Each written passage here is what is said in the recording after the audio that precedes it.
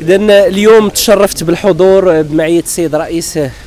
جهة سوس مسا والسيد رئيس الغرفة الجهوية للصناعة التقليدية والمدير الجهوي للتكوين المهني بهذه المعلمة الحقيقية اللي هي مدينة المهن والكفاءات بالجامعة ديال الدرارقة اللي بفضل سيدنا الله ينصرو أصبحت الجهة تتوفر على هذا الفضاء ديال التكوين، واللي اليوم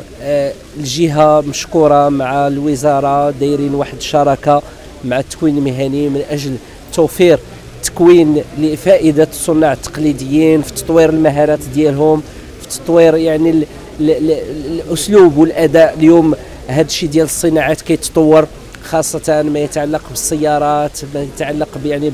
بالميكانيكو بصفة عامة، مجموعة من الحرف الأخرى اللي الصانع التقليدي محتاج فيها باش دائما يواكب مستجدات العصر. وبالتالي احنا بالنسبة لنا الصناعة التقليدية الخدماتية مهمة جدا باش نعطيوها برامج مخصصة لها وباش نهتموا بها.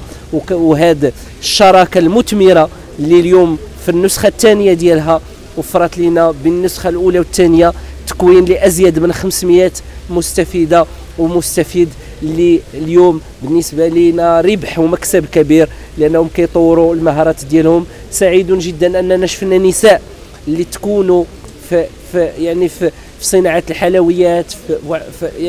في المطعمة، واللي بالنسبة لنا كذلك التمكين ديال النساء ما يمكن يكون إلا عن طريق تطوير ديال المعارف والمهارات ديالهم. وسعيدون أن غنطوروا هذه الشراكة في المستقبل باش يبقاو مثل هذه المبادرات اللي لقت الاستحسان ديال الصناع التقليديين داخل جهة سوس مسا.